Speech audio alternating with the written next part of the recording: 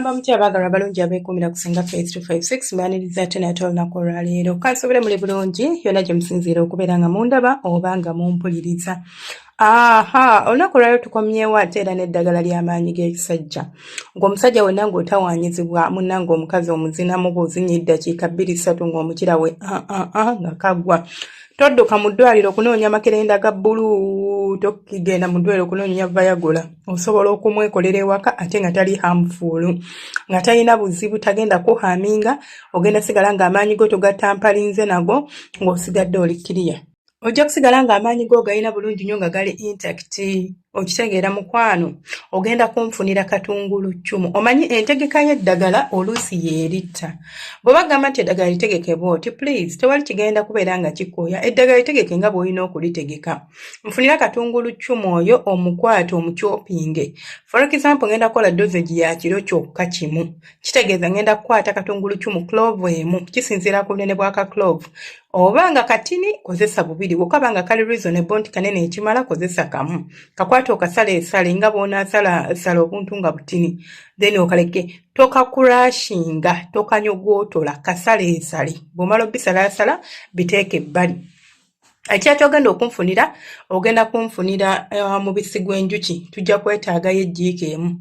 Nga tetulina nagenda ku mubisi gw'enjuki, katungulu ccumu mukimanyi nti awa omuntu amaanyi mu mubiri, ne bw'oba okooye bukooyi ng'omubiri gwe tegulina maanyi, n'onywa katungulu ccumu akuyambako okuzza engulu amaanyi go, like omubiri ne guddamu ne gufuna ku maanyi, kangambe nti aboostinga energy levels zo. Ate ng'ojja ku kyokuboostinga energy levels, katungulu ccumu akuyambako okutambuza omusaayi.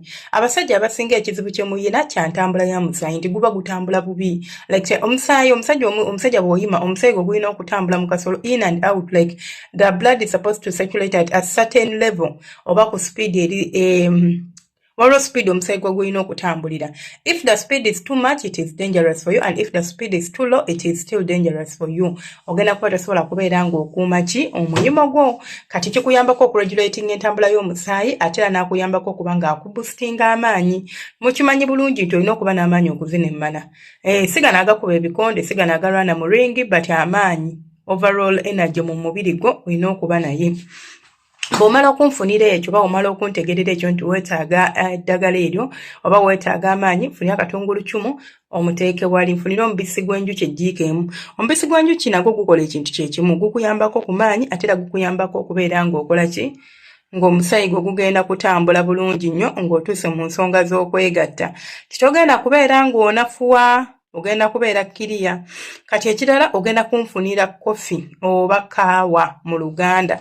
Kofi ono gwe tufuna twetaaga kaawa nga alimu caffeine. Waliwo kaawa atalimu caffeine. Oyo gw'osobola okunywa na boosting amaanyi go naye nga tagenda kwebasa. Kati twagala ono manya ng'agenda kwebasa, kati twetaaga ono agenda okuaffectinga otulootu. Tolina kunywa bingi kubanga bw'onywa ebingi ate otwo tugenda kubula. So ogenda kuba tolina ky'ogenda funamu. Kati nfunira ejjiika emu, just 1 spoon. Kana akatini waliwo buno obujiiko buno obusena sukaali oba obutini, si zino ennene ze tuliisa emmere. Kati onfunira akajiiko kamu oba tokalina, pimisa kitundu kya jjiika esena sukaali. Kaawa osobola omufuna Uganda, osobola omufuna wonna w'oli. Lino eddagala lye mbagamba si lya kusambira nsiko, nti omuntu yenna ne waba ali Bulaaya asobola odyekolera n'abanga ayinako ky'asobola okukola. Olina kashu ogenda kusinkana mukazi naye ate tomanyi kyakukola, ddiya wange bino oba obyetaaga. Ebyo mudduka ku makerenda gabaleetera buzibu.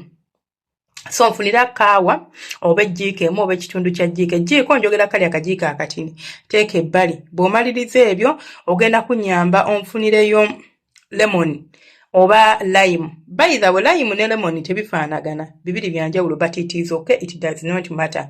Ojja funa lime oba lemon. Lime kaba katini nnyo nga kalinga enniimu naye nga si nniimu, era like taste eyawukana. Kyonna ky'oba ofunye kiba kigenda kukukolera, so it doesn't matter. Ogenda gikwata, togenda gisqueezinga, ogenda gisala. Like gisale, omanyi nga bw'onaasala mu pieces, like n'ogisalaasala n'ekiriba kyako nga tokigjeeko. N'ekikuta kyako nga tokigjeeko, gyozeeko bulungi ogisaleesale mu slices. Naye ng'osazeesaze kitundu kyayo tetwetaaga nnamba kuba tugenda kukola ka portion katini. Onfunira ekitundu ky'amazzi ago, ekitundu ky'ekikopo. Like fumba wali amazzi gatokote bulungi nnyo. Bw'omaliriza okutokosa amazzi go, nkwatira ebintu bino bye nkugambye, entanga agundi galiko waffe ng'ogaseemu enniimu yaffe n'okwata ne gundi n'okwata n'ono kaawawo teeka mu kikopo ngiraamu amazzi gali agookya kati nteeraamu ejjiiko y'omubisi gw'enjuki.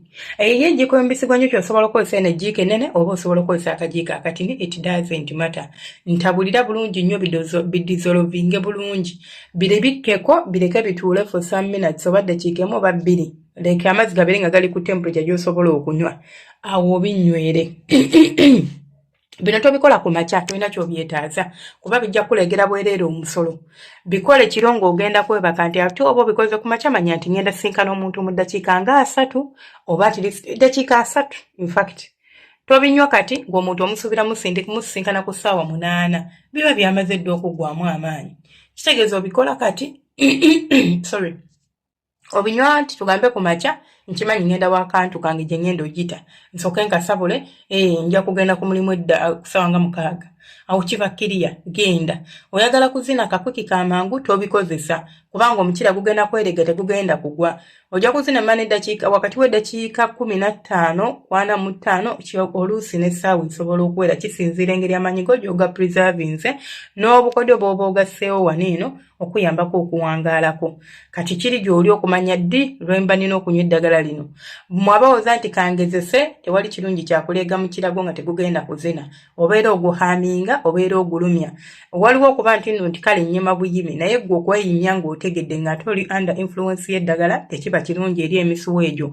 Gyereega ne giyonooneka. So be careful and be serious okimanye nti no kyokola kirinza okkulumya. Bw'oba omanyi tolinaawo kamaali kakulya tolinaawo mukazi wa kuzina tobikozesa birekera abayina abakazi be baba babikozesa. Owulidde mukwano gwange omulungi.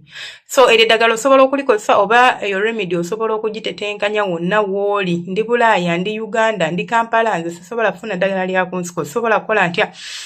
Simanya sirina biki kozesa eryo eddagala wabula terikujjanjaba kirwadde kyo ne kivaawo. Munkwate bulungi. Terigenda kujjanjaba kirwadde kyo kiviirewo ddala nti nina ekirwadde simanya kyakubeera nga nina infection tezigenda vaawo.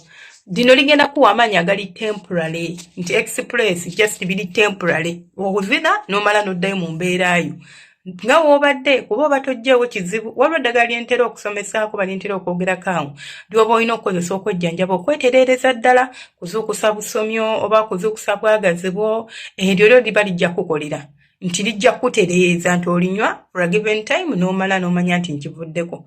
Naye lino eno liba lyakubaatisa nti obinywa kwolwo ne bikola nebimala ne bigenda n'obeera ng'amaanyi tokyayina. Kale nsigadde nze Senga Faith 256 temwerabira ku subscribinga ku likinga no commentinga. Nsaba Mukama abanjagalire abankuumire abampeera ebisinga obulungi baddiya bange mubeere bulungi akuuma atakuumira mpeera.